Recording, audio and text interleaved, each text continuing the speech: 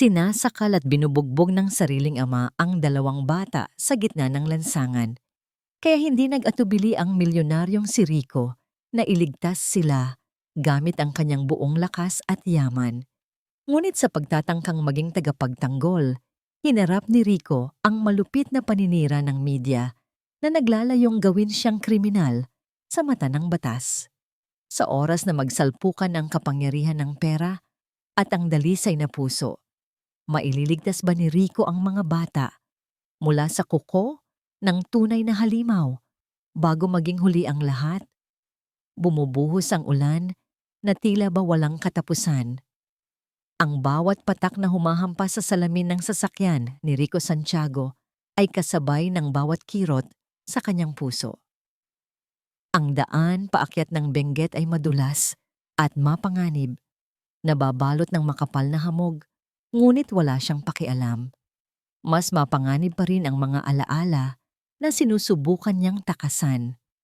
Isang taon na ang nakalipas mula nang gumuho ang kanyang mundo sa isang kalsadang katulad nito, basa, madilim at mapanlinlang. At naaalala pa niya ang huling ngiti ng kanyang asawa, ang mainit nitong kamay sa kanyang braso, ang mga pangarap nila para sa kanilang panganay na hindi na nasilayan pa ang mundo. Isang maling liko, isang nakakasilaw na ilaw, at ang tunog ng nababasag na salamin ang humalili sa lahat ng iyon. Siya ang nagmamaneho, at ang katotohanan iyon ay isang parusang habang buhay niyang papasanin. Kaya heto siya ngayon, nagmamaneho ng walang patutunguhan, hinahayaang dalhin siya ng mga gulong kung saan man, basta malayo sa mansyon sa Tagaytay na puno ng katahimikan at multo ng nakaraan. Bigla, sa gitna ng malakas na buhos ng ulan at nag-uumpog ang mga sanga ng puno, may naaninag siyang kakaiba sa gilid ng daan. Isang tumpok. Mukhang mga basahan lang na tinangay ng hangin. Ngunit nang mas mapalapit ang ilaw ng kanyang sasakyan, nanlaki ang kanyang mga mata. Hindi ito basahan. Ito ay isang bata. Mabilis niyang itinabi ang sasakyan at bumaba. Hindi alintana ang malakas na ulan na agad bumasa sa kanyang damit. Doon sa ilalim ng isang puno, nakaupo ang isang batang babae na marahil ay nasa 7 o 8 taong gulang. Nanginginig sa ginaw, yakap-yakap ang isang maliit na bundle. Ang kanyang mga mata, sa kabila ng kadiliman, ay puno ng pagod at takot. Ngunit may determinasyon na hindi nababagay sa kanyang edad. "Miss, anong ginagawa mo rito? Nasaan ang mga magulang mo?" tanong ni Rico. Sinubukang gawing mahinahon ang kanyang boses. Umiling lang ang bata. Mas hinigpitan ang yakap sa dala nito. At doon narinig ni Rico ang isang mahinang iyak. Hindi lang basta bundle ang dala nito. Isang sanggol. Kasabay noon, isang anino ang lumitaw mula sa kadiliman. Paurong-urong na naglalakad. Amoy alak. Isang lalaking payat. Gusot ang damit. At may mapanganib na kislap sa mga mata. "Ano ang kailangan mo sa mga anak ko?" Sigaw ng lalaki. Garalgal ang boses. Nakita ni Rico kung paano nanigas sa takot ang batang babae. Mas lalo nitong ipinagsanggalang ang sanggol sa kanyang mga bisig. Iyon na ang sagot na kailangan ni Rico. Umuulan ng malakas, Ginoo. Kailangan ng mga bata ng masisilungan. Mahinahong sagot ni Rico. Itinaas ang 2 kamay para ipakita na wala siyang masamang intensyon. "Huwag mo kong pakialaman. Mga anak ko yan. Akin na yan, Lina." Sigaw ng lalaki, si Renato, at akmang hahablutin ang braso ng bata. Bago pa man makalapit ang lalaki, humakbang si Rico. Ginamit ang kanyang katawan bilang panangga sa pagitan ni Renato at ng mga bata. Hindi siya nagsalita, ngunit ang tindig niya ay sapat na para patigilin ito.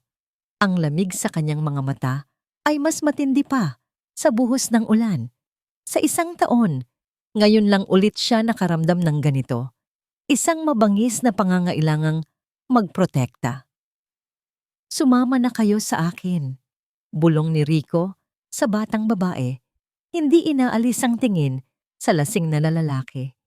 Hindi ko kayo sasaktan. Pangako. Nakita ni Lina ang isang bagay sa mga mata ni Rico. Hindi awa, kundi isang uri ng pag-unawa na hindi pa niya nakikita dati. Dahan-dahan, tumango siya. Mabilis na kumilos si Rico. Ibinukas niya ang pinto ng kanyang sasakyan, inalalayan si Lina at ang sanggol na makapasok sa likod. At bago pa man makakilos si Renato, nasa loob na rin siya ng driver's seat. Humabol pa ng sigaw at malutong na mura si Renato habang humarurot paalis ang sasakyan, papalayo sa bangungot na yon. Ang biyahe pabalik ng Tagaytay ay tahimik. Tanging ang tunog lang ng wiper at ang paminsan-minsang hikbi mula sa likod ang maririnig. Sinulyapan ni Rico ang mga bata mula sa rearview mirror. Nakayakap pa rin si Lina sa kapatid nito. Ang mukha ay nakasubsob sa kumot ng sanggol na tila ba yun ang kanyang buong mundo. Pagdating nila sa malaki at malamig na mansyon, mas lalong naging mailap ang bata. Maingat silang inalalaya ni Rico papasok. Kumuha siya ng malinis na tuwalya at gamot para sa mga galos ni Lina, ngunit nang akma niyang pupunasan ang braso nito, napaurong ang bata na parang napaso. Ang takot sa mga mata nito ay isang punyal na bumaon sa puso ni Rico. Hindi kita sasaktan, ulit niya. Mas mahina pa kaysa kanina. Dahan-dahan niyang inilapag ang first aid kit sa sahig para makita nito. Sa huli, hinayaan din siya nitong gamutin ang kanyang mga sugat, ngunit ang katawan nito ay nanatiling naninigas sa bawat haplo. Pagkatapos ay ang sanggol naman ang kanyang inasikaso. Sa tulong ng isa sa mga kasambahay na gising pa, nagtimpla sila ng gatas, habang hawak ni Rico ang sanggol, isang pamilyar na bigat, at init ang gumapang sa kanyang dibdib, isang alaala na parehong nagpapaginhawa at nagpapasakit. Nang malinis na at nakakain ang dalawa, dinala sila ni Rico sa isang guest room na may malambot na kama. Ngunit kahit sa pagitan ng malilinis na kumot, hindi pa rin mapakali si Lina. Ang sanggol naman, si Ben, ay nagsimulang umiyak muli, marahil ay naninibago sa lugar. Sinubukan ni Rico ang lahat, pero walang tumatalab. Napabuntong hininga siya, naupo sa gilid ng kama, at isang himig ang kusang lumabas sa kanyang mga labi. Isang lumang oyayi na kinakanta sa kanya ng kanyang ina. Tulog na, bunso ko, ang nanay ay wala. Pumaroon sa tindahan, bibili ng pagkain. Mahina lang ang kanyang pagkanta, halos pabulong, at puno ng kalungkutan. Ngunit sa ilang sandali, tumigil sa pag-iyak ang sanggol. At nang tiningnan ni Rico si Lina, nakita niyang nakatitig ito sa kanya. Hindi na gaanong mailap ang mga mata. Nakikinig ito. Ang tensyon sa maliliit nitong balikat ay bahagyang nawala. Ipinagpatuloy ni Rico ang pagkanta hanggang sa tuluyan ng pumikit ang mga mata ng magkapatid, magkayakap sa gitna ng kama. Sa unang pagkakataon sa loob ng isang taon, ang malawak na mansyon ay hindi na gaanong nakakabingi sa katahimikan. Pinagmasdan niya ang dalawang anghel na natutulog at isang kakaibang pakiramdam ng kapayapaan ang kanyang naramdaman. Ngunit ang kapayapaan ay panandalian lamang. Habang nagtitimpla siya ng kape sa ibaba, tumunog ang kanyang telepono. Isang hindi rehistradong numero. Nag-aalangan man ay sinagot niya ito. Katahimikan sa kabilang linya. Tapos, isang boses na garalgal, puno ng pagbabanta at galit na narinig na niya kanina sa gitna ng ulan. Nasa iyo ang mga anak ko. Magnanakaw. Ang boses sa kabilang linya ay nawala na, ngunit ang mga salita nito ay nanatiling umuukil-kil sa isipan ni Rico. Magnanakaw. Isang salitang hindi niya kailanman inakalang itatawag sa kanya.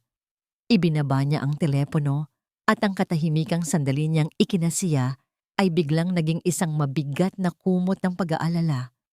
Ang laban na ito ay hindi pala magtatapos sa pagtakas mula sa madilim na kalsada sa Benguet.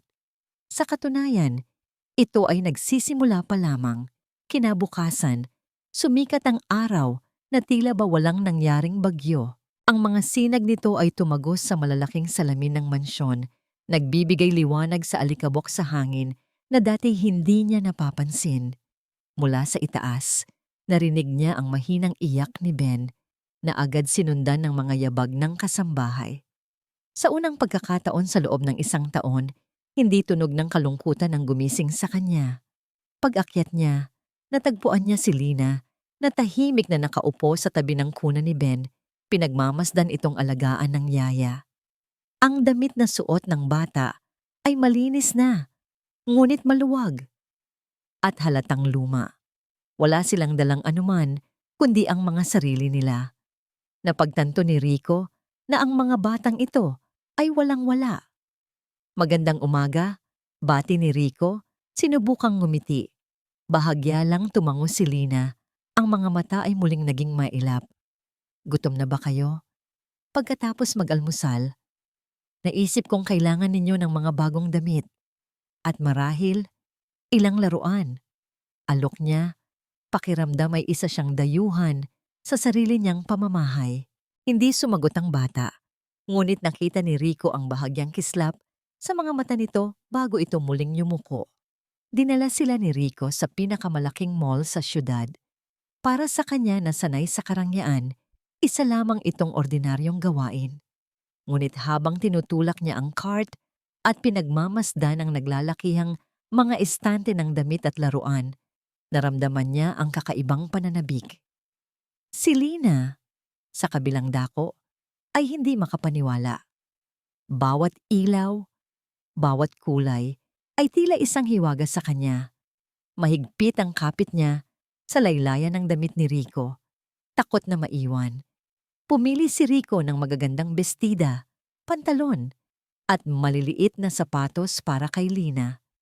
Kumuha rin siya ng lahat ng kailangan para sa isang sanggol. Ngunit sa toy section, doon siya natigilan. Ano ba ang gusto ng isang 7 taong gulang na bata? Huli siyang bumili ng laruan noong hindi na niya gustong alalahanin. Kumuha siya ng isang manika, malaki, maganda ang buhok, at nakasuot ng kulay rosas na bestida. Ito ang pinakamahal sa estante. Iniabot niya ito kay Lina, umaasang makita ang nangiti sa mga labi nito. Tinitigan ni Lina ang manika. Hinaplos nito ang makintab na buhok, ngunit pagkatapos ng ilang sandali, umiling ito. Dahan-dahan, mula sa bulsa ng lumang bestidang suot, inilabas nito ang isang maliit na basahang manika. Kupas na ang kulay, may isang matang butones na nawawala, at may tatas sa isang braso. Iyon ang mahigpit niyang niyakap. Naramdaman ni Rico ang isang kirot ng pagkabigo, ngunit agad itong napalitan ng pag-unawa. Ang perang hawak niya ay kayang bilhin ang lahat ng bagay sa mall na ito, pero hindi nito kayang bilhin ang pakiramdam ng seguridad. Para kay Lina, ang lumang manika ang kanyang tanging kakampi sa madilim niyang mundo. Iyon ang bagay na hindi siya iniwan. Pag-uwi nila, ang mansyon ay napuno ng mga bagong gamit. Ngunit ang dalawang bata pa rin ang nagbibigay ng kakaibang buhay dito. Habang naglalaro si Lina sa sahig kasama ang luma niyang manika, muling umiyak si Ben sa kanyang kuna. Agad itong binuhat ni Rico, tinapik-tapik sa likod. Ngunit ayaw tumahan ng sanggol. Sinubukan niyang kumanta ulit, pero hindi na ito tumapatalab.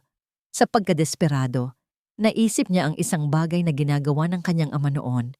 Ikinarga niya si Ben sa kanyang braso na parang eroplano at gumawa siya ng mga tunog ng makina habang dahan-dahan itong pinalilipad sa sala. Neo! Landing na ang eroplano. Pugsh! Sabi niya sa malokong boses, sabay dahan-dahang ibinaba ang sanggol. At doon, isang tunog ang narinig niya na mas maganda pa sa kahit anong musika. Isang mahinang paghagikgik. Napalingon siya. Nakatingin sa kanya si Lina. Ang mga kamay ay nakatakip sa bibig at sa mga mata nito ay may isang kislap ng tuwa. Isang maliit, halos hindi makitang nangiti ang sumilay sa mga labi nito. Iyon lang, ngunit para kay Rico, ang maliit na ngiting iyon ay parang pagsikat ng araw. para siyang nakahanap ng isang piraso ng yelo sa loob ng kanyang dibdib na biglang natunaw. Ngumiti siya pabalik, isang tunay na ngiti na hindi niya naisip na magagawa pa niya ulit. Kinahapunan, ang sinag ng pag-asang yon ay biglang naglaho. Isang delivery man ang nag-abot sa kanya ng isang sobre. Sa loob nito ay isang formal na dokumento, isang subpoena, isang utos na humarap sa korte para sa kasong custodial rights na isinampa ni Renato Reyes, at sa ibaba ng dokumento, isang pangalan ang nakalimbag na nagpatindig ng kanyang balahibo, Attorney Salvador Sal Vargas. Kinabukasan, nagtungo si Rico sa opisina ni Vargas, isang maluwang na opisina na may tanawin ng buong syudad, pinalamutian ng mga mamahaling painting at muebles na gawa sa dark wood. Lahat ay sumisigaw ng kapangyarihan at impluensya. Sumalubong sa kanya si Attorney Vargas, nakangiti. Isang nangiting perpekto, puti at pantay-pantay, ngunit hindi ito umabot sa kanyang mga mata. May lamig doon, isang kalkuladong tingin na tila sinusuri ang bawat kahinaan ni Rico. Mr. Santiago, please have a seat. Kape? Alok ni Vargas, ang boses ay malumanay, ngunit may diin. Hindi na. Sabihin mo na ang kailangan mong sabihin. Diretsong sagot ni Rico, piniling manatiling nakatayo. Ayaw niyang maging komportable sa teritoryo ng kalaban. Ang ngiti ni Vargas ay bahagyang lumapad. Diretsahan, I like that. Sige, ang kliyente ko, si Mr. Renato Reyes, ay isang amang nagdadalamhati, isang amang sabik na muling mayakap ang kanyang mga anak na basta nalang kinuha mula sa kanya. Naramdaman ni Rico ang pag-init ng kanyang dugo. Kinuha? O iniligtas mula sa isang lasing na amang pabaya? Perception ng lahat, Mr. Santiago. Ang nakita ko ay isang mayamang lalaki na ginamit ang kanyang posisyon para kunin ang mga anak ng isang mahirap. Masakit pakinggan, pero yan ang magiging itsura nito sa mata ng korte at sa mata ng publiko. Paliwanag ni Vargas habang pinaglalaruan ang isang mamahaling pluma sa kanyang mga daliri. Ito na, ang banta, nakatago sa magagalang na salita. May solusyon naman siyempre. Pagpapatuloy ni Vargas. Gusto lang ni Mr. Reyes ang pinakamabuti para sa kanyang mga anak. At sa panahon ngayon, kailangan ng pera para doon. Isang financial settlement. Pera para makapagsimula siya ulit, para maibigay ang magandang buhay na nararapat sa mga bata. Kapag nangyari yon, kusa niyang ibibigay sa iyo ang full custody. Walang gulo, walang iskandalo. Natawa si Rico, isang tawang walang bahid ng saya. So pera lang pala ang katapat. Ibebenta niya ang sarili niyang mga anak. Tinutulungan mo lang ang isang amang nangangailangan. Pagtatama ni Vargas, hindi pa rin nawawala ang nangiti. Hindi. Maring sabi ni Rico, ang boses ay matigas na parang bato. Hindi ko pagbibigyan ng pangingikil ninyo. Haharapin ko kayo sa korte. Sa isang iglap, nawala ang ngiti ni Vargas. Ang natira ay ang lamig sa kanyang mga mata. Sayang. You should have taken the easy way out, Mr. Santiago. Umalis si Rico sa opisinang yon na may bigat sa dibdib. Tama ang kutob niya. Ang laban na ito ay hindi tungkol sa pagmamahal ng isang ama. Ito ay tungkol sa kasakiman. At gagawin ni Attorney Vargas ang lahat para manalo. Pag-uwi niya sa mansyon, sinalubong siya ng katahimikan. Nakita niya si Lina sa sala, seryosong nagdodrawing sa isang piraso ng papel. Si Ben naman ay mahimbing na natutulog sa kanyang kuna. Ito ang dahilan kung bakit siya lalaban. Para sa kapayapaan sa mga mata ng mga batang ito. Umupo siya sa sofa, pagod sa emosyon ng buong araw. Binuksan niya ang telebisyon para malibang inilipat sa isang news channel. Ngunit ang dapat sanang magpapalimot sa kanya ay siya palang magiging simula ng kanyang panibagong bangungot. Bumungad sa screen ang isang breaking news report at sa gitna nito, ang mukha ni Renato Reyes. Umiiyak. Ang boses ay puno ng pighati habang kinakapanayam ng isang reporter. Isang mahirap na ama lang po ako, sabi ni Renato, sa pagitan ng mga hikbi. Minahal ko ang mga anak ko. Tapos isang araw, kinuha na lang sila sa akin ng isang abusadong milyonaryo. Tinakot niya ako. Ginamit niya ang pera niya para ilayo sa akin ang aking mga anghel. Tulungan niyo po ako. Nanigas si Rico sa kanyang kinauupuan. Ang mga kasinungalingan ay tuloy-tuloy na lumalabas sa bibig ni Renato. Ang video ay naging viral. Ang interview ay mabilis na kumalat. At sa ibaba ng screen, sa news sticker, tumakbo ang mga salitang nagpaguho sa mundo ni Rico. Milyonaryong negosyante, inakusahan ng pag-agaw ng mga anak mula sa kawawang ama. Doon na pagtanto ni Rico na ang digmaan ay hindi na lamang sa korte. Nagsimula na ito sa telebisyon at sa mata ng buong Pilipinas, siya na ang kontrabida. Nakatitig lang si Rico sa screen ng telebisyon, ngunit hindi na niya talaga nakikita ang mga imahe. Ang mga salita, abusadong milyonaryo, kawang ama, inagaw ang mga anak, ay parang laso na dahan-dahang kumakalat sa kanyang sistema. Pinipilipit ang katotohanan hanggang sa ito'y maging isang halimaw na hindi na niya makilala. Ang galit ay nagsimulang umakyat mula sa kanyang sikmura, isang nagbabagang galit na matagal na niyang hindi naramdaman.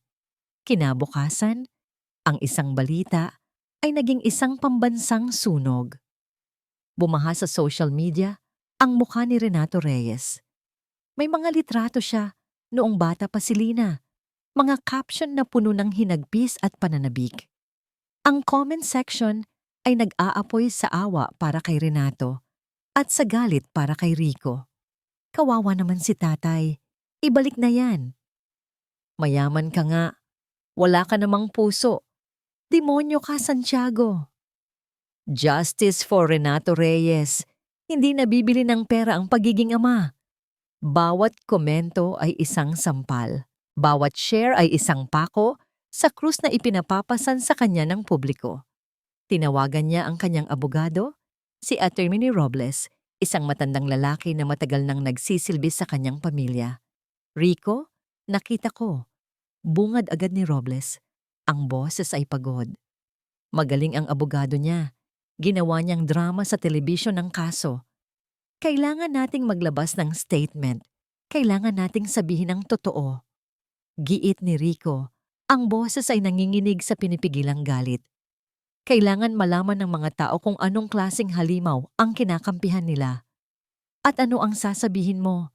Mahinahong tanong ni Attorney Robles. Na isa siyang lasinggero at nananakit?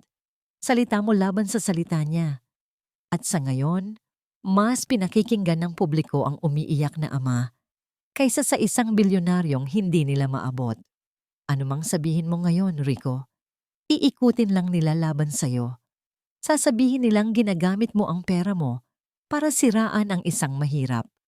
The best move right now is to stay silent. Hayaan mong sa korte tayo maglaban.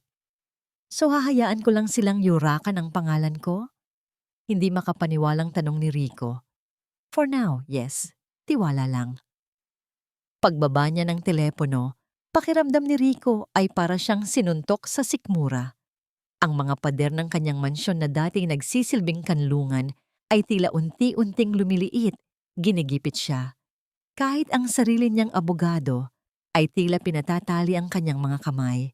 Lumabas siya sa hardin para magpahangin, ngunit kahit doon ay wala siyang takas. Isa sa mga matagal na niyang kapitbahay, isang matandang ginang na dati laging bumabati sa kanya, ay naglalakad sa labas ng kanyang bakod. Nagtama ang kanilang mga mata, ngunit sa halip ng ngiti, isang malamig at mapanghusgang tingin ang ibinigay nito sa kanya bago ito umiwas at nagmamadaling lumayo. Doon niya naramdaman ang pag-iisa, ang bigat ng pagiging kaaway ng buong mundo. Pumasok siya pabalik sa loob, ang puso ay mas mabigat kaysa dati. Nakita niya si Lina na tahimik na umiinom ng gatas sa mesa habang nanonood ng cartoons. Ang payapang eksenang ito ang tanging nagpapakalma sa kanya. Ito ang mahalaga. Ang opinyon ng iba ay walang kwenta. Ngunit biglang nag-flash sa screen ang mukha ni Renato Reyes, isang maikling clip mula sa interview nito kagabi. Bago pa man mailipat ni Rico ang channel, nakita na ito ni Lina, na bitiwan ng bata ang kanyang baso. Ang tunog ng nababasag na salamin sa sahig ay tila kasing lakas ng isang kulog sa loob ng tahimik na bahay. Ang gatas ay kumalat sa mamahaling tiles na parang isang puting luha. Ngunit hindi iyon ang nakapagpatigil kay Rico. Ito ay ang panginginig ni Lina. Ang takot na biglang bumalik sa mga mata nito. Ang paraan ng pag-urong nito sa upuan na tila ba ang imahe sa telebisyon ay biglang lalabas para saktan siya. Lahat ng galit at frustrasyon ni Rico ay biglang naglaho, napalitan ng isang malinaw na determinasyon. Lumuhod siya sa harap ni Lina, hindi pinansin ang mga bubog sa sahig. "Lina, okay lang. Ligtas ka rito," sabi niya. Ang boses ay mahinahon ngunit matatag. "Hindi ka niya sasaktan. Hindi na. Pangako yan ni Papa Rico." Tumulo ang luha mula sa mga mata ni Lina habang tumatango. At sa mga luhang yon, nakita ni Rico ang lahat ng dahilan kung bakit kailangan niyang manalo. Nang mga sandaling iyon, muling tumunog ang kanyang telepono. Si Attorney Robles ulit. "Rico, may problema tayo," sabi ng abogado. Ang boses ay mas seryoso ngayon. Nag-file ng motion si Vargas at inaprubahan ng korte. "Anong motion?" tanong ni Rico habang yakap-yakap si Lina. "Dahil sa public outcry at sa mga alegasyon laban sa'yo, nag-utos ang korte ng isang agarang psychological evaluation." Para kay Lina, nanlamig si Rico. Evaluation? Para raw malaman kung na-trauma ang bata sa pagkakakakuha sa kanya at ang masama pa, Rico? Huminga ng malalim si Attorney Robles. Ang inirekomenda nilang expert para magsagawa ng evaluation ay isang doktor na madalas gamitin ng opisina ni Vargas Candaba. Ang silid ay amoy gamot at bagong papel. Malamig. Ang upuan na kinauupuan ni Lina ay masyadong malaki para sa kanya. Ang kanyang mga paa ay hindi man lang sumasayad sa sahig. Sa kanyang harapan, may isang babaeng nakangiti. Isang nangiting hindi katulad ng kay Papa Rico. Ang ngiti ng babaeng ito ay parang iginuhit lang. Hindi ito umaabot sa kanyang mga mata. "Hello, Lina. Ako si Dr. Fernandez," sabi ng babae. Ang boses ay malambing na parang bulak. "Mag-uusap lang tayo, okay? Parang sa eskwela lang." Tumangulang si Lina. Ang mga kamay ay mahigpit na magkahawak sa kanyang kandungan. Nasa labas lang daw si Papa Rico, naghihintay. Iyon ang tanging iniisip niya para hindi siya masyadong matakot. "Namimiss mo na ba ang dati ninyong bahay?" tanong ng doktora. Umiling si Lina. Ang alaala ng bahay na yon ay hindi masaya. Ito ay madilim at laging may amoy alak. Hindi natinag ang ngiti ng doktora. "Talaga? Pero nandoon ang papa mo, di ba? Ang Papa Renato mo. Sigurado akong namimiss mo na siya." Ang pangalang iyon, Renato. Biglang bumigat ang pakiramdam sa dibdib ni Lina. Parang may isang malamig na kamay na humigpit sa kanyang puso. Umiling siyang muli. Mas mariin ngayon. "Alam mo, Lina, normal lang na mamiss mo ang tatay mo." Pagpapatuloy ng doktora, hindi pinapansin ang kanyang pag-iling. "Tiyak marami kayong masasayang alaala.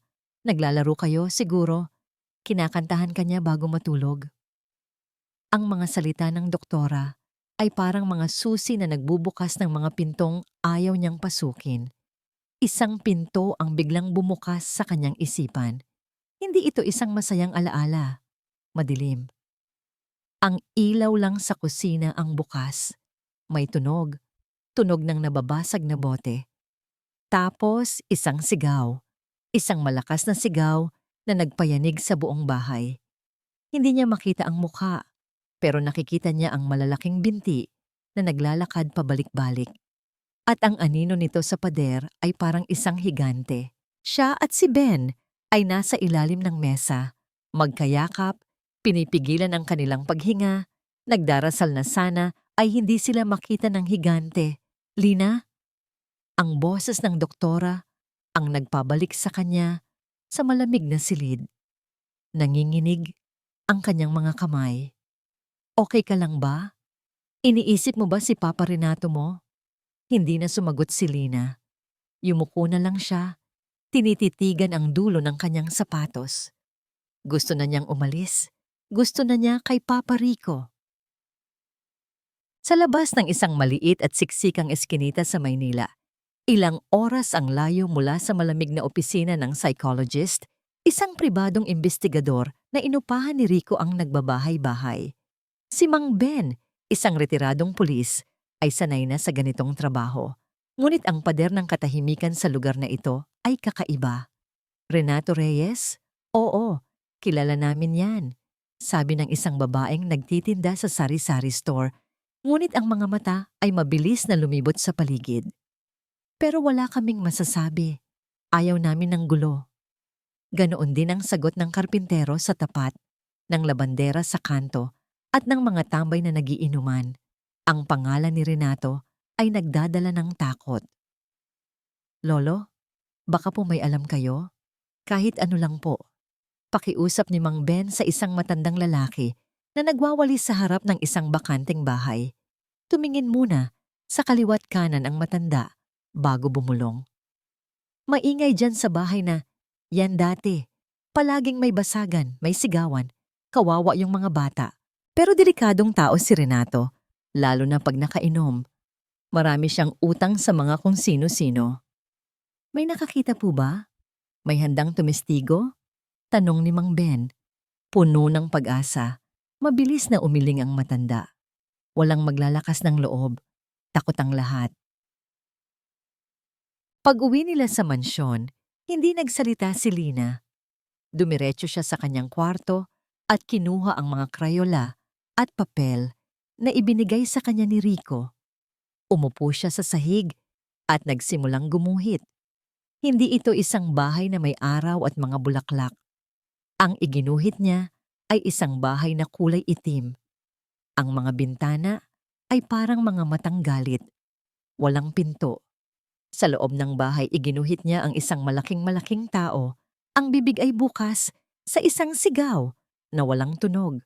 Ang buong katawan nito ay kinulayan niya ng pula. At sa isang sulok sa ibaba, sa ilalim ng isang guhit na parang mesa, may dalawang maliliit na tao. Isang mas malaki at isang nakabalot sa kumot. Hindi niya ito nilagyan ng mukha. Para lang silang dalawang maliliit na anino na nagtatago sa dilim. Pumasok si Rico sa kwarto at nakita ang drawing. Walang salitang namutawi sa kanyang labi. Kinuha niya ang papel at tinitigan ito. Ang bawat guhit, ang bawat kulay, ay sumisigaw ng katotohanang pilit itinatago ng takot. Ito na ang testimonya. Nang gabing iyon, habang mahimbing nang natutulog ang mga bata, muling tumawag ang investigador. Sir Rico, negatibo. Walang gustong magsalita. Masyado silang takot kay Renato. Malungkot na balita ni Mang Ben. Napabuntong hininga si Rico. Ang pag-asa ay unti-unting nawawala. Salamat pa rin, Mang Ben. Pero sir, may pag-aalinlangan sa boses ng investigador. May nabanggit yung matanda. May isa raw silang kapitbahay dati. Isang matandang babae. Palagi raw nitong sinisilip ang mga bata. Palagi raw itong may dalang pagkain para sa kanila kapag wala si Renato. Baka siya may alam. Biglang nabuhayan ng loob si Rico. Sino siya? Nasaan siya? Ang pangalan niya raw ay Elena David. Aling Elena ang tawag nila. Pero sir, iyon ang isa pang problema. Ano yon? Umalis na siya, sir. 1 linggo bago ninyo makuha ang mga bata. Nagbenta raw ng bahay at bigla na lang nawala. Walang sino man dito ang nakakaalam kung nasaan siya ngayon. Malayo sa kaguluhan ng media sa syudad, sa isang maliit na bahay sa isang tahimik na probinsya sa Laguna, dinidiligan ni Elena David ang kanyang mga halaman. Dito, ang tanging ingay na kanyang naririnig ay ang huni ng mga ibon at ang lagaslas ng hangin. Ito ang kapayapaan na matagal na niyang hinahanap. Isang buhay na simple at malayo sa mga anino ng nakaraan. Pagpasok sa loob ng kanyang maliit na bahay, umupo siya sa kanyang tumba-tumba at binuksan ang luma niyang telebisyon. Habang humihigop ng mainit na kape, ang payapa niyang umaga ay biglang binasag ng isang pamilyar na mukha sa balita. Si Renato Reyes, umiiyak na naman, nagmamakaawa para sa simpatiya. Napahinto sa pag-inom ng kape si Aling Elena. Ang mga kunot sa kanyang noo ay lumalim. Isinara niya ang kanyang mga mata at tila ba naririnig pa rin niya ang mga tunog na pilit niyang tinatakasan. Ang kalabog ng pinto, ang sigaw ng isang lalaki, at ang takot na iyak ng isang bata sa kabilang pader. Kinuha niya ang kanyang lumang cellphone mula sa ibabaw ng mesa. Nanginginig ang mga daliri habang binubuksan niya ang gallery. May isang video doon na halos burado na, madilim at malabo. Pinindot niya ang play. Walang gaanong makita, pero ang tunog ay malinaw na parang kahapon lang nangyari. "Wala kayong silbi, palamunin, hayop ka." Boses ni Renato, garalgal sa galit. Sinundan ito ng tunog ng isang bagay na ibinato at nabasag. At pagkatapos, ang pinakamasakit sa lahat, ang impit na iyak ni Lina. Mabilis niyang pinatay ang video. Bawat panonood niya nito ay parang pagbubukas muli ng isang sariwang sugat. Ito ang ebidensya. Ang katotohanang hindi nakikita ng mga taong naaawa sa telebisyon. Ngunit ang paglabas nito ay may katumbas na panganib. Isang panganib na minsan na niyang naranasan at halos ikawasak niya. Lumakad siya patungo sa kanyang kwarto at binuksan ang isang maliit na baul. Sa ilalim ng mga lumang damit, may isang naka-frame na litrato. Isang batang babae, nakangiti, ang mga mata ay kumikinang sa saya. Mga 10 taong gulang, kamukha niya noong bata pa siya. "Diana, apo ko," bulong ni Aling Elena habang hinahaplos ng kanyang daliri ang salamin ng litrato. Isang butil ng luha ang pumatak mula sa kanyang mata at dumaloy sa kanyang pisngi.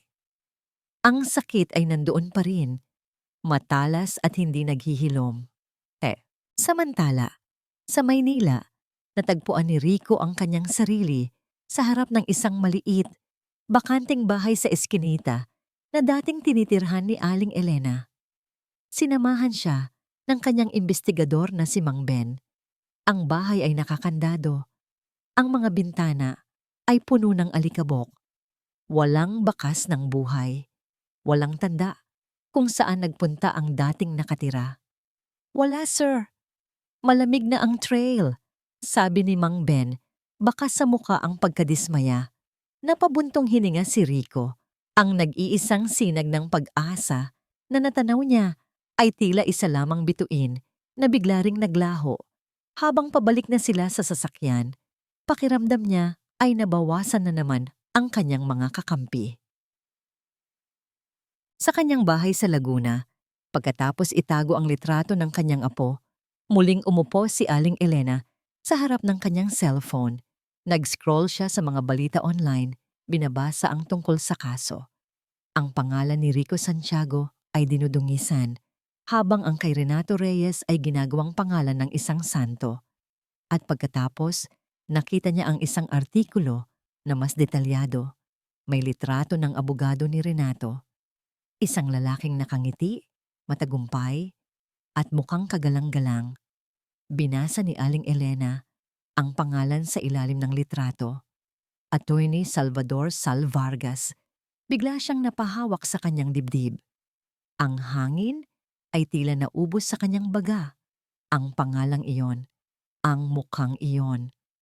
Pagkatapos ng maraming taon, heto na naman siya. Ang demonyong nagsuot ng damit ng anghel.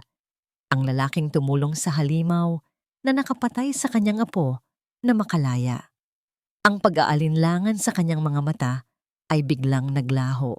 Ang takot ay napalitan ng isang bagay na mas matindi.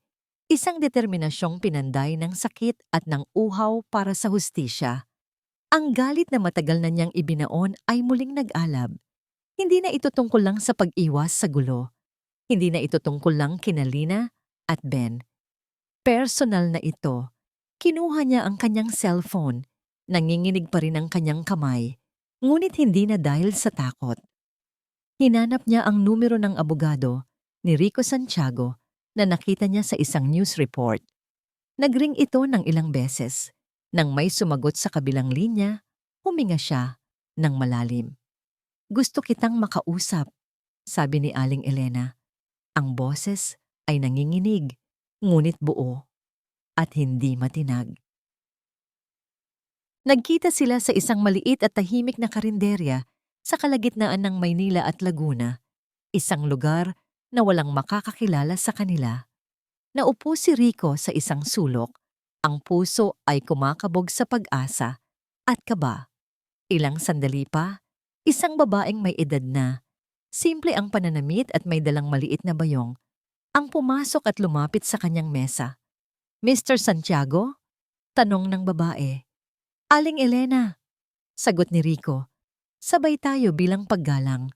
Umupo si Aling Elena sa kanyang harapan. Ang mga mata nito ay matatag, ngunit may bakas ng lumbay na hindi maitatago ng panahon. Walang paligoy-ligoy. Napanood ko sa balita. Simula niya, ang boses ay mahina, ngunit may bigat. Nakita ko ang pagsisinungaling ni Renato. Nakita ko ang takot sa mga mata ni Lina noong minsang ipakita ang mukha niya sa TV. Ang batang yon, marami na siyang pinagdaanan. "Kayo lang po ang pag-asa namin, Aling Elena. Walang gustong magsalita, walang gustong tumestigo," pakiusap ni Rico. Isang mapait na ngiti ang gumuhit sa labi ni Aling Elena. "Takot sila. Alam ko ang pakiramdam na yan. Ang manahimik na lang dahil mas madali. Dahil ang paglaban ay may katumbas na sakit." May kinuha si Aling Elena mula sa kanyang bayong. Isang maliit na paper bag. Inilapag niya ito sa mesa. "Bago ko ibigay ito sa'yo, kailangan mong malaman kung bakit ko to ginagawa." Huminga siya ng malalim. Ang tingin ay lumayo, na tila ba may tinititigang isang malayong alaala. 15 taon na ang nakalipas. Mayroon din akong isang Lina. Ang pangalan niya ay Diana. Ang nag-iisa kong apo. Matalino, masayahin, ang ilaw ng aming tahanan. Isang luhang pumatak mula sa kanyang mata, ngunit mabilis niya itong pinunasan. Ang nobyo niya, mabait sa umpisa, magalang. Ngunit sa likod ng mga pinto, isa pala siyang halimaw. Tulad ni Renato, nananakit siya kapag nalalasing. Sinasabi ko sa apo ko na iwan na niya, pero bata pa siya, umiibig. Naniniwala sa mga pangakong hindi na mauulit. Nanigas si Rico sa kanyang upuan, nakikinig sa bawat salita. Isang gabi, pagpapatuloy ni Aling Elena, ang boses ay basag na. "Huli na ang lahat. Natagpuan na lang namin siya. Wala nang buhay, at ang lalaking gumawa noon sa kanya, umamin sa krimen. Ngunit mayaman ang pamilya niya. Kumuha sila ng pinakamagaling na abogado." Ang mga mata ni Aling Elena ay muling tumingin ng diretso kay Rico. At ngayon, ang lumbay sa mga ito ay napalitan ng nag-aapoy na galit. Ginawa ng abogadong yon na sinungaling ang apo ko. Pinalabas niyang si Diana pa ang may kasalanan. Ginamit niya ang lahat ng butas sa batas, ang lahat ng koneksyon, at sa huli, napawalang sala ang pumatay sa apo ko. Naramdaman ni Rico ang panginginig ng laman. Sino? Sino po ang abogado?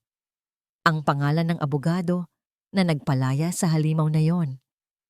Huminto si Aling Elena at ang bawat salita ay tila isang patalim. Salvador Vargas. Ang pangalan ay tumama kay Rico na parang isang malakakas na sampal. Biglang nag-ugnay ang lahat. Ang pag-aatubili ni Aling Elena. Ang bigla niyang pagtawag. Hindi lang ito tungkol sa awa para kina Lina at Ben. Ito ay isang laban na matagal nang naghihintay ng pangalawang pagkakataon. Nang makita ko ang mukha niya sa telebisyon, Katabi ni Renato, sabi ni Aling Elena, alam kong hindi ito nagkataon lang.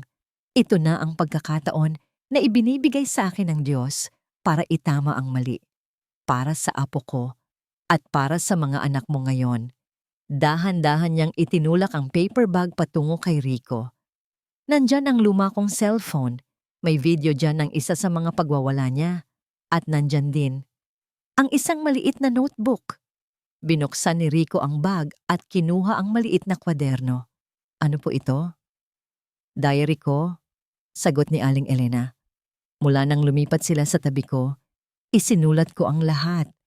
Ang bawat sigaw na naririnig ko, ang bawat kalabog, ang mga araw na nakikita kong umiiyak si Lina sa bintana, ang mga pasa na pilit niyang tinatago. Nakapetsa ang lahat. Hawak ni Rico ang ebidensya. Hawak niya ang katotohanan.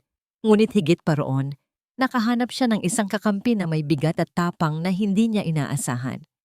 Hindi na po kayo nag-iisa, Aling Elena. Sabi ni Rico, ang boses ay puno ng bagong determinasyon. At hindi na rin ako nag-iisa. Umalis si Rico sa karinderya na may panibagong lakas. Ang laban ay hindi pa tapos. Ngayon, mas may dahilan siya para manalo. Habang nasa loob ng sasakyan, pinagmamasdan ang notebook sa kanyang tabi.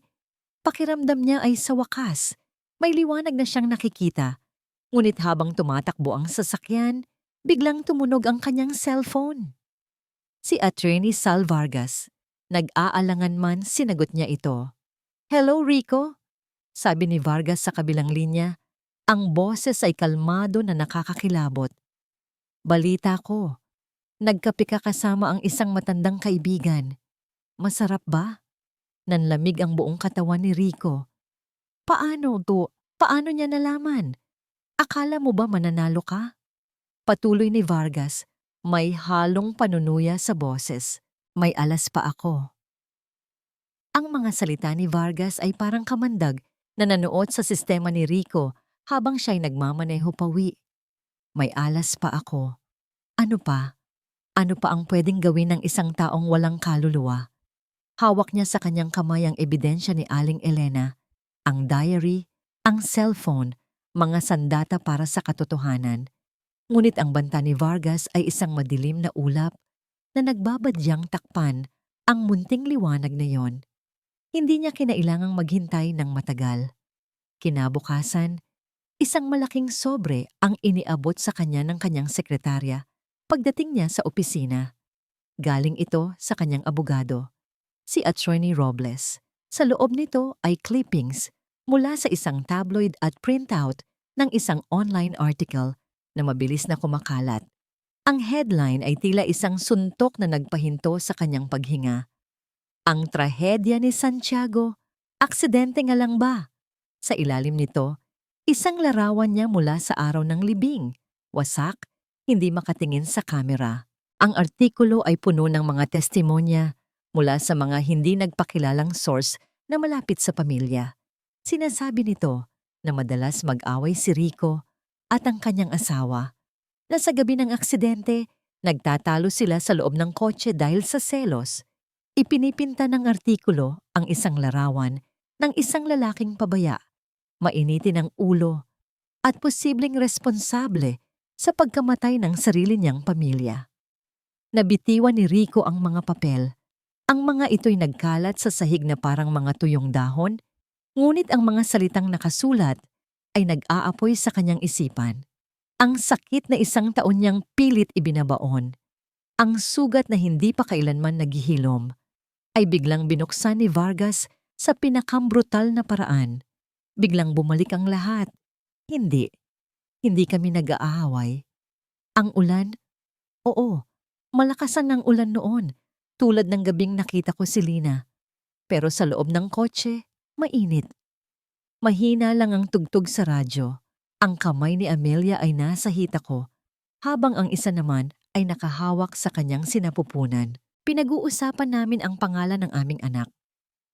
Kung lalaki gusto ko Andres, sabi niya. Ang ngiti ay abot sa kanyang mga mata.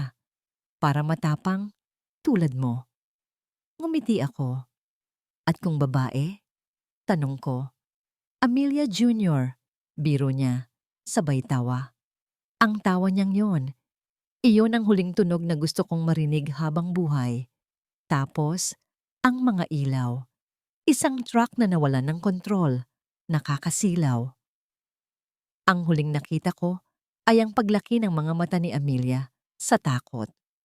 Ang huling naramdaman ko ay ang paghigpit ng hawak niya sa aking kamay. Ang huling salitang namutawi sa aking bibig ay ang kanyang pangalan. Amelia! Rico? Okay ka lang? Ang boses ni Attorney Robles sa kabilang linya ang nagpabalik sa kanya sa kasalukuyan. Hindi niya namalayang tinawagan na pala niya ito. Nakita mo na? Tanong ng abogado. Ang boses ay mabigat. Character assassination ito, Rico. Isang napakaruming taktika. Lahat ng yun, kasinungalingan. Sabi ni Rico, ang boses ay garalgal. Alam ko, sagot ni Robles. Pero hindi iyon ang nakikita ng publiko. Ang nakikita nila ay isang pattern.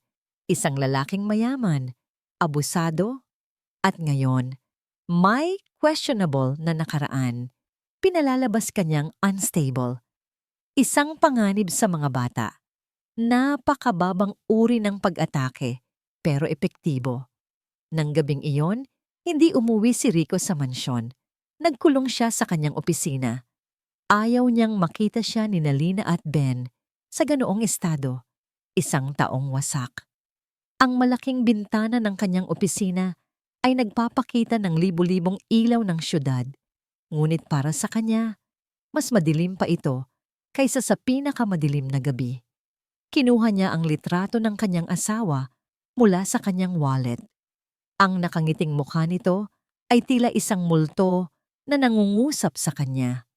Ang mga tanong na isang taon niyang sinubukang ibaon ay muling bumalik.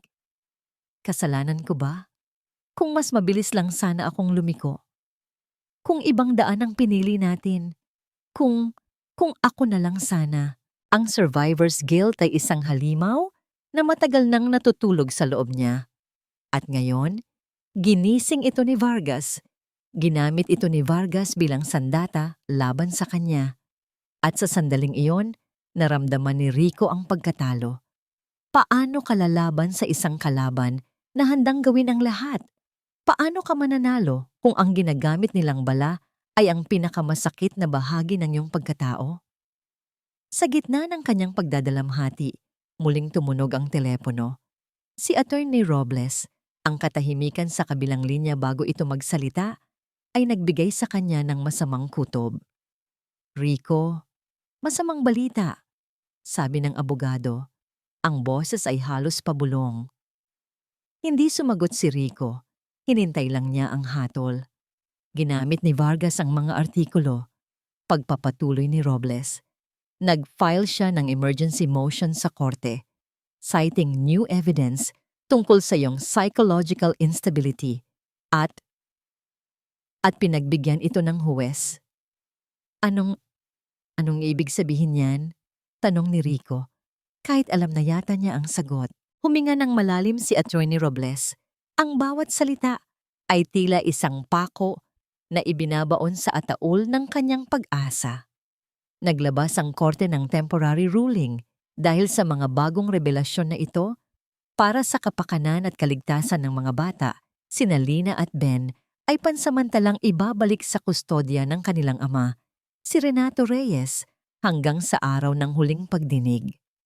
Ang araw ay sumikat na parang isang mapanuksong paalala na ang mundo ay patuloy na umiikot kahit pa ang sayo ay huminto na. Hindi umuwi si Rico ng gabing iyon. Hinintay niya ang umaga sa kanyang opisina. Ang mga mata ay nakatitig sa kawalan. Ang kaluluwa ay manhid. Ngunit ang paghihirap ay hindi pwedeng takasan. Kailangan niyang umuwi. Kailangan niyang harapin ang hatol. Pagdating niya sa mansyon, sinalubong siya ng isang van mula sa Department of Social Welfare and Development na nakaparada sa labas. 2 social worker, isang babae at isang lalaki, ang naghihintay sa kanya sa sala. Ang kanilang mga mukha ay professional, ngunit may bahid ng awa. Mr. Santiago, Kailangan na po naming isagawa ang utos ng korte, sabi ng babaeng social worker sa mahinahong boses. Tumangulang si Rico. Walang salita ang kayang lumabas mula sa kanyang bibig. Nasa itaas ang mga bata, sa playroom. Nagdodrawing si Lina habang mahimbing na natutulog si Ben sa kuna.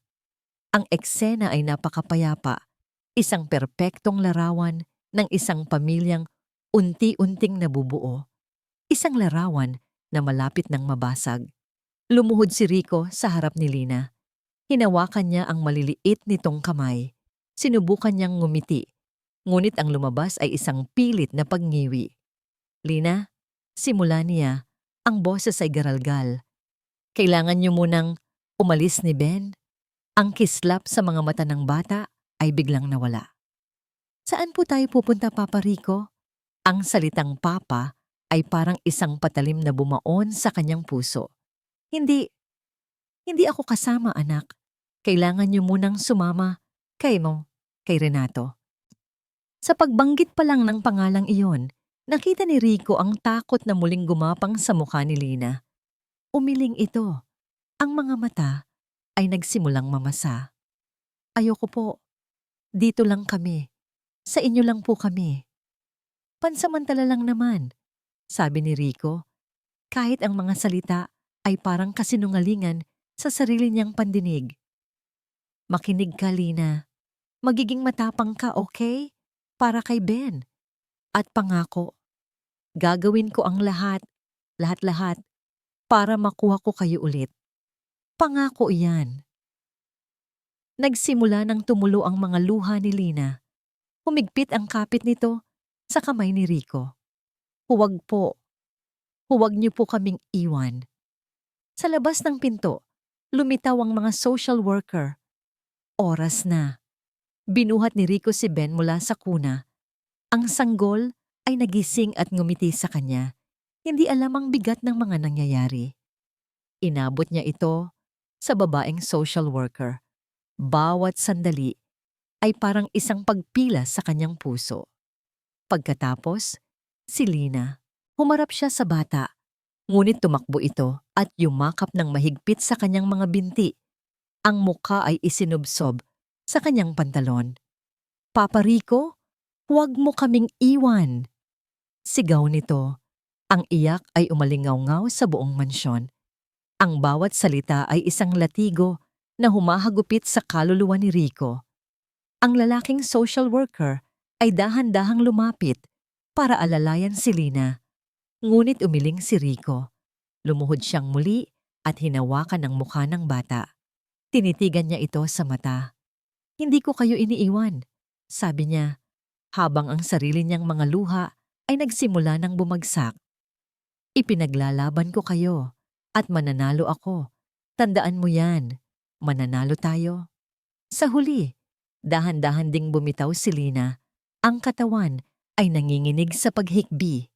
Inalalayan siya ng social worker palabas ng pinto. Naiwan si Rico na nakatayo sa gitna ng silid. Pinapanood silang maglakad palayo sa pasilyo. Bago sila tuluyang mawala sa kanyang paningin, lumingon si Lina. Ang mga mata nito, puno ng luha at pagkalito, ay tila nagtatanong, bakit? Pagkasara ng pinto sa ibaba, sumunod ang tunog ng pag-andar ng van. Sinilip ni Rico mula sa bintana sa itaas. Mula sa di kalayuan, sa kabilang kalsada, nakita niya ang isang pamilyar na kotse. Nakatayo sa tabi nito si Renato Reyes at Attorney Sal Vargas. Hindi niya makita ng malinaw, ngunit halos maramdaman niya ang ngangiti ng tagumpay sa kanilang mga labi. Nang mawala na ang van sa kanyang paningin, bumalik si Rico sa playroom. Ang mansyon ay muling binalot ng katahimikan. Ngunit ngayon, ang katahimikan ay mas malupit, mas nakakabingi, mas masakit. Umupo siya sa sahig, sa mismong pwesto kung saan nagdodrawing kanina si Lina. Sa sahig, naiwan ang isang maliit na bagay. Ang luma at kupas na basahang manika. Ang nag-iisang bagay na dinala ni Lina mula sa dati niyang buhay. Sa pagmamadali, naiwan niya ang kanyang tanging kakampi. Kinuha ni Rico ang manika. Niyakap niya ito ng mahigpit na parang si Lina mismo ang kanyang yakap.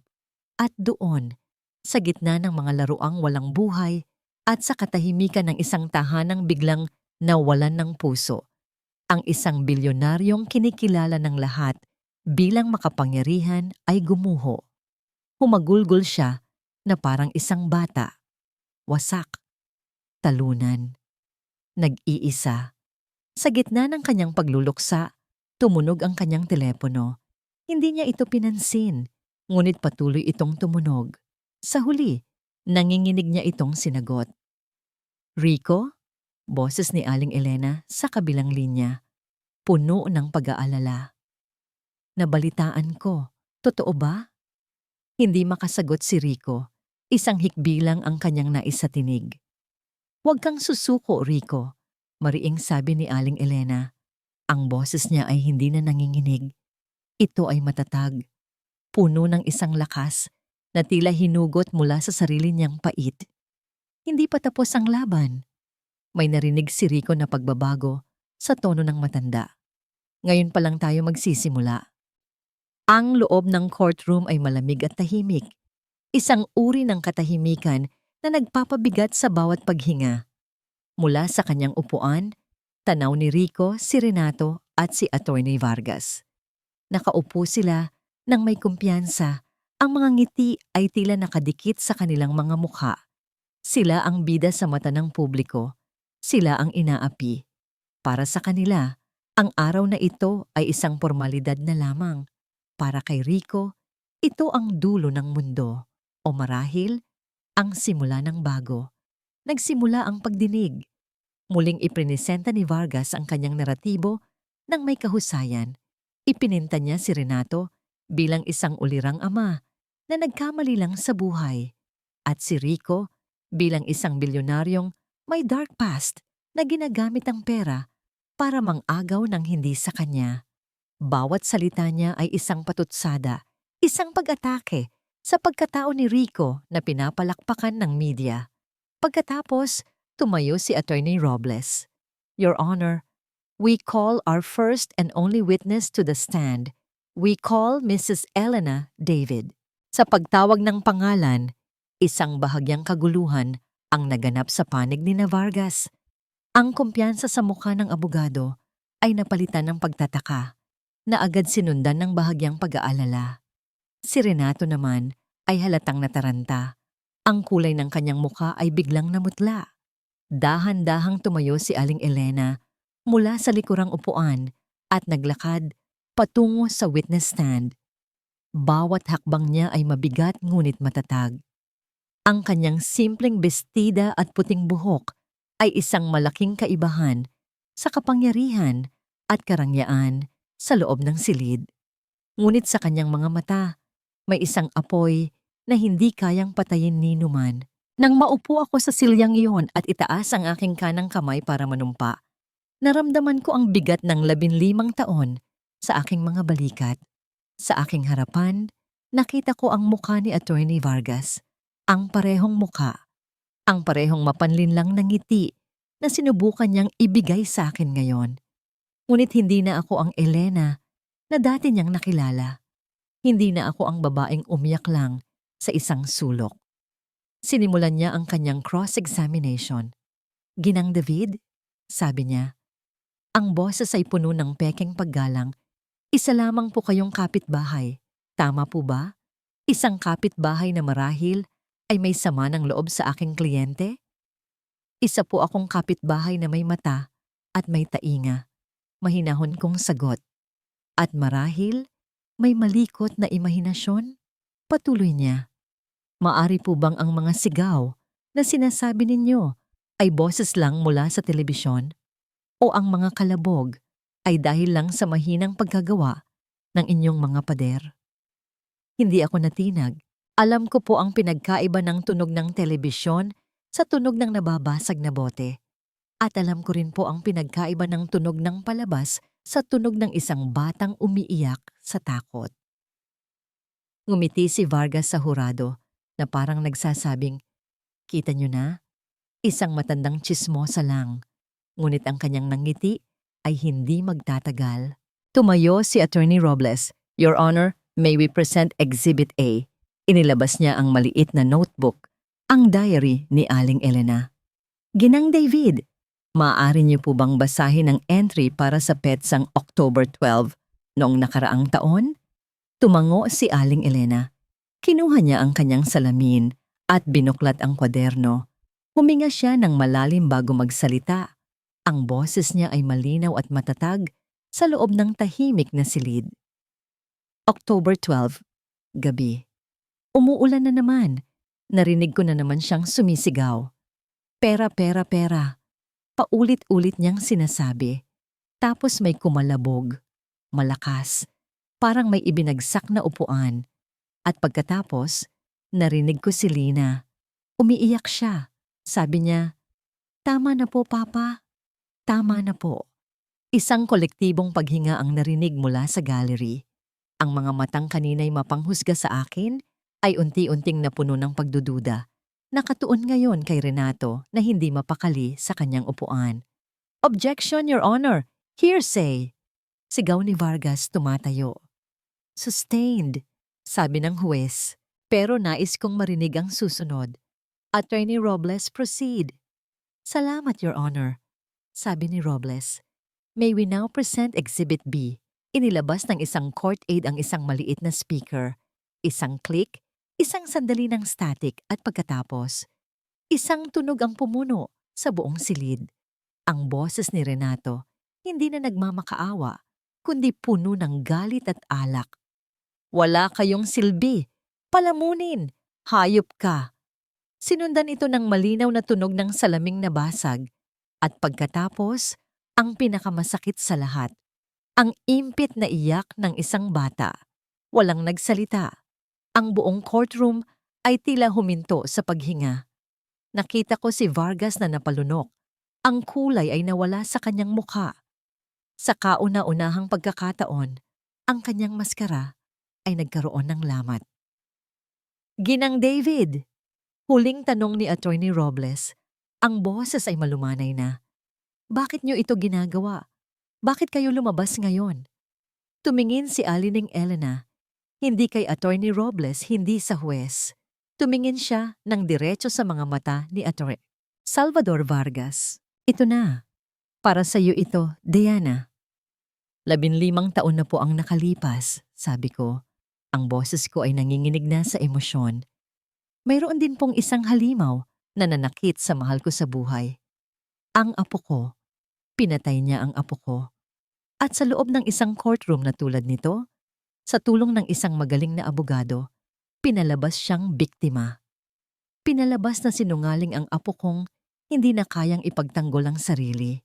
Napatingin ang lahat kay Vargas na ngayon ay hindi na makatingin ng diretso. Ang abogadong yon ang nagpalaya sa pumatay sa aking apo.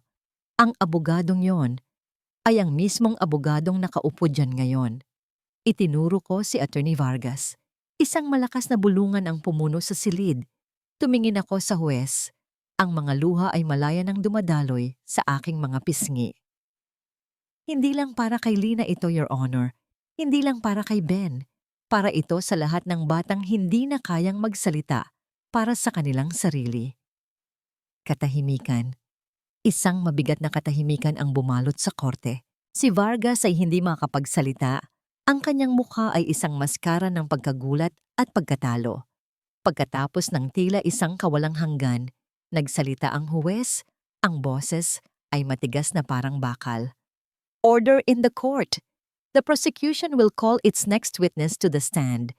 Mr. Renato Reyes, please take the stand." Paapaan na naglakad si Renato Reyes patungo sa witness stand.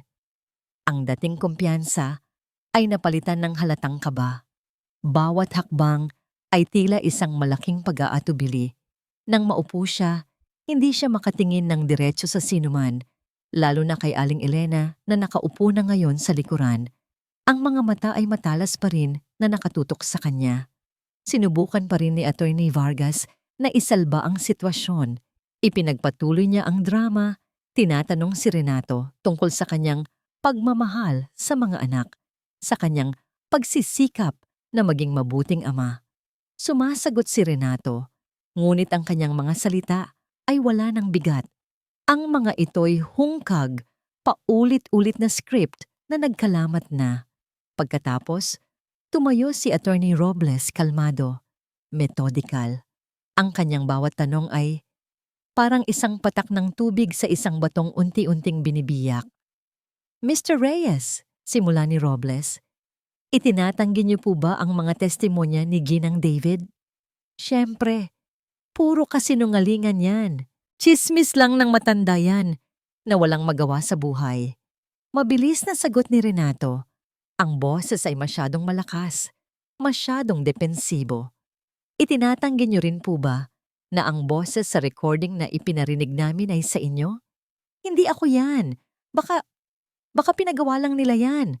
Madali lang naman gumawa ng ganyan ngayon. Hindi natinag si Attorney Robles.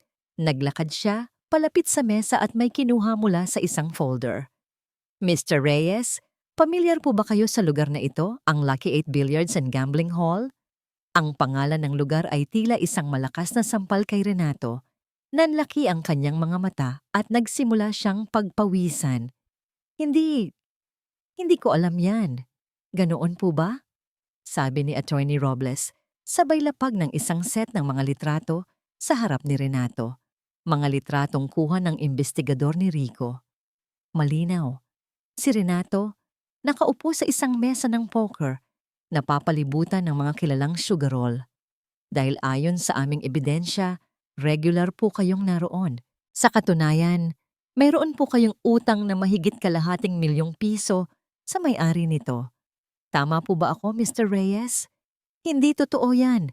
Gawa-gawa niyo lang yan. Sigaw ni Renato.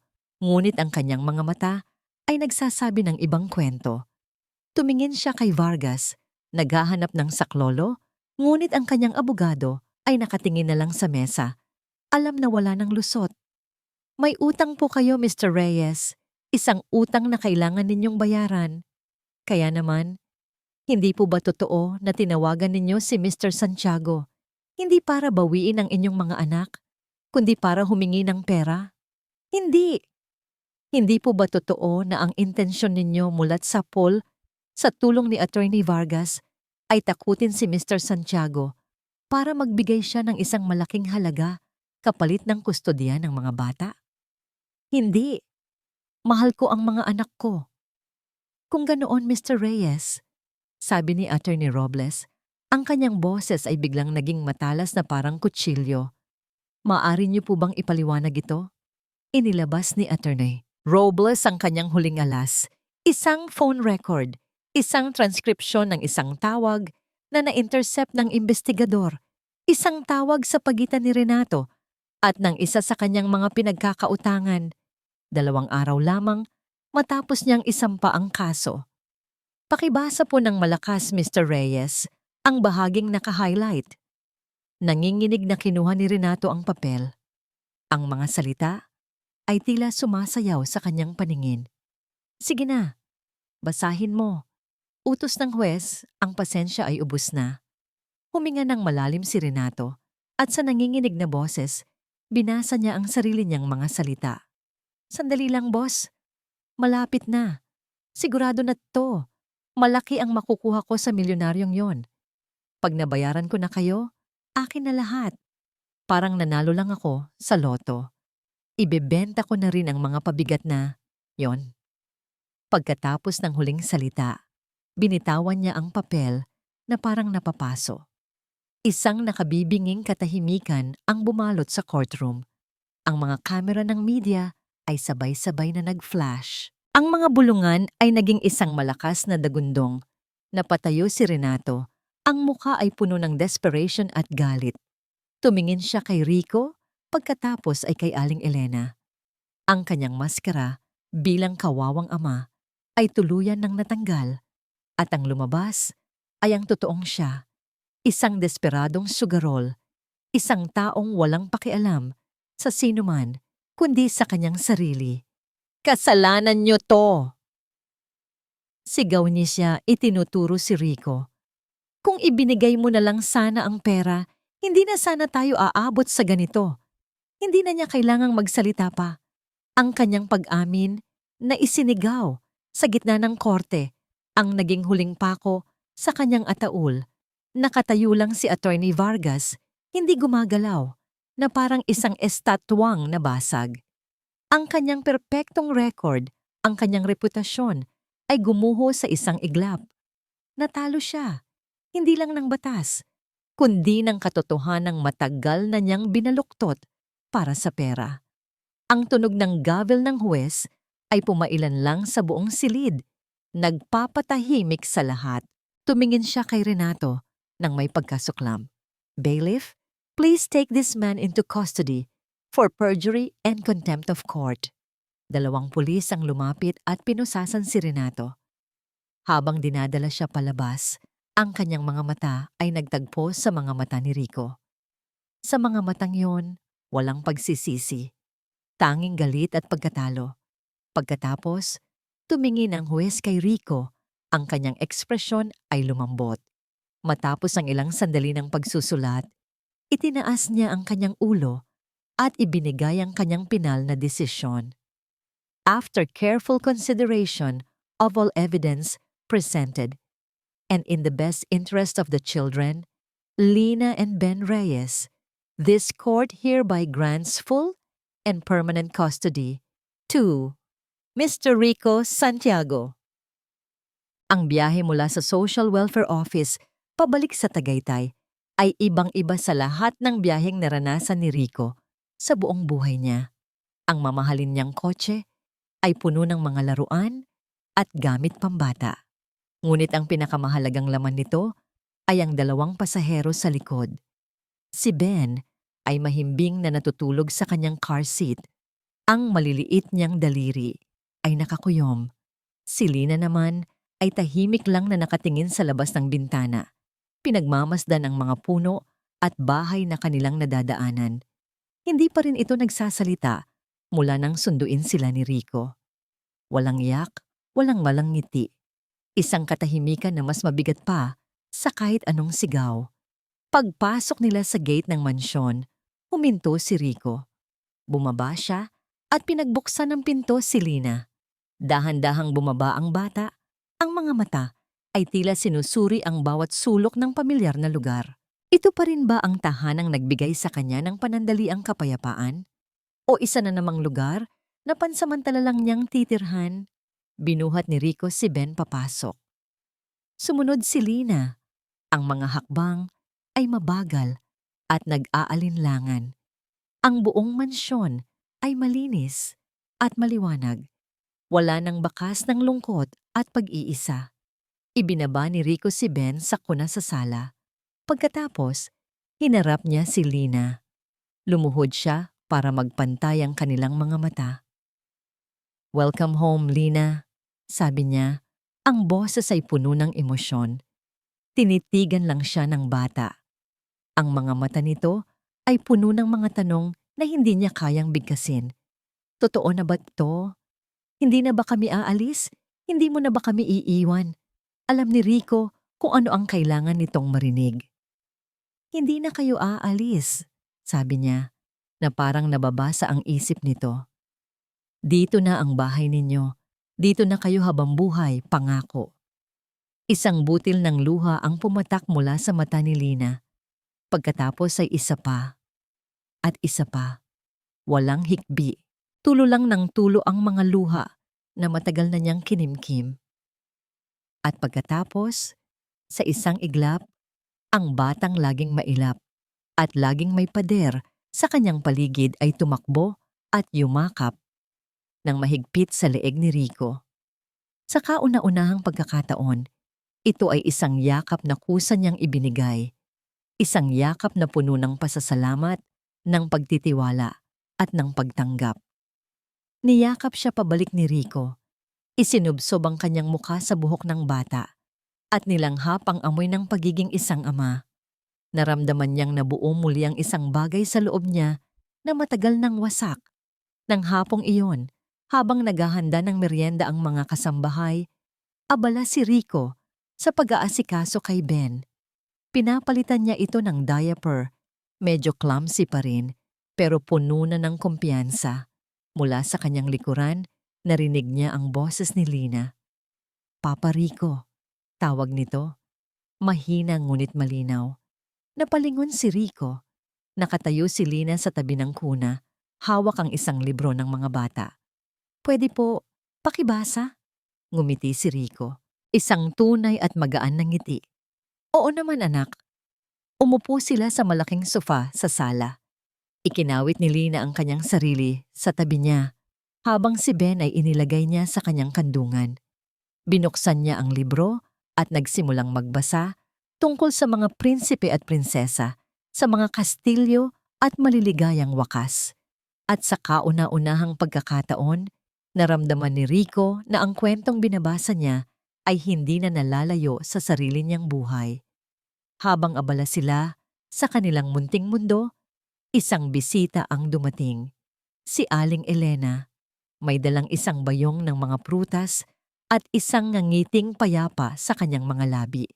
Aling Elena! Masayang bati ni Rico. Tumatayo para salubungin ito. Tumakbo si Lina at yumakap sa binti ng matanda. Lola Elena, sabi nito. Napaluha si Aling Elena sa tuwa.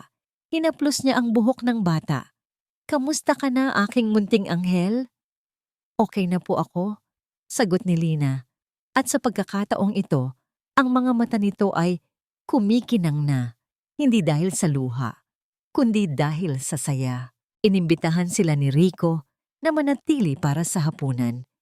At habang nasa malaking hapagkainan, ang dating tahimik at malungkot na lugar ay napuno ng tawanan at kwentuhan. Isang bilyonaryo, isang matandang babae na nakahanap ng hustisya at dalawang batang nakahanap ng tunay na tahanan. Sila ay isang pamilyang binuo, hindi ng dugo, kundi ng mga pira-pirasong pusong pinagdugtong ng pagmamahal at pagkalinga. Nang gabing iyon, matapos niyang ihatid si Aling Elena, dahan-dahan niyang sinilip ang kwarto ng mga bata. Si Lina at Ben ay mahimbing na natutulog, magkatabi, sa isang malaking kama. Ang basahang manika ay nasa tabi ni Lina. Ngunit ngayon, katabi na nito ang bago at magandang manika na ibinigay sa kanya ni Rico. Lumapit siya at hinalikan sila sa noo. Good night mga anak, bulong niya. Bumalik siya sa kanyang silid, ngunit sa halip na matulog, lumabas siya sa balkonahe. Ang hangin ng Tagaytay ay malamig, ngunit sa loob niya ay may kakaibang init. Tumingala siya sa langit na puno ng bituin. Kinuha niya ang kanyang wallet at inilabas ang kupas ng litrato ng kanyang asawa. Tinitigan niya ang nakangiting mukha nito, ngunit wala na ang bigat ng guilt. Ang natira na lang ay ang tamis ng alaala at ang pasasalamat. Natagpuan ko na sila, mahal, bulong niya sa hangin, habang ang mga luha ng kapayapaan ay dahan-dahang dumaloy sa kanyang mga pisngi. Pamilya. Naulit tayo. At sa ilalim ng tahimik na langit, sa isang tahanang muling natutong magmahal, isang bagong kabanata ang nagsimula. Ang unang araw ng kanilang habambuhay. Sa huling bahagi ng kwento ni Rico Santiago, mas malinaw kaysa dati na ang tunay na kayamanan ay hindi nasusukat sa pera, kundi sa kakayahang magmahal at manindigan para sa tama. Sa kabila ng sariling sugat mula sa pagkawala ng pamilya, pinili ni Rico na maging kanlungan ni Lina at Ben. Dalawang batang wasak ng karahasan at kapabayaan. Ang laban sa korte ay hindi lamang usapin ng kustodya, kundi ng katotohanan laban sa kasakiman. Sa tulong ni Aling Elena, ang mga kasinungalingan ay gumuho at ang ama na mapang-abuso ay tuluyang nahubaran ng maskara. Muling pinatunayan ng kwento na ang kasamaan ay may wakas at ang kabutihan, kahit inuusig, ay may gantimpala. Sa bagong pamilyang nabuo, natagpuan ni Rico ang paghilom at natagpuan ni Lina at Ben ang pag-asang matagal nang ipinagkait sa kanila. Ngayon, gusto kong marinig kayo. Naniniwala ba kayo na ang dugo lang ang batayan ng pamilya? Kung ikaw si Rico, Lalaban ka rin ba para sa mga batang hindi mo kadugo? At ikaw, kumusta ka? May dinadala ka bang sakit na tahimik mong pinapasan? Huwag kang mag-atubiling magbahagi sa comments. Nandito ang channel na ito, hindi lang para magkwento, kundi para makinig at umunawa.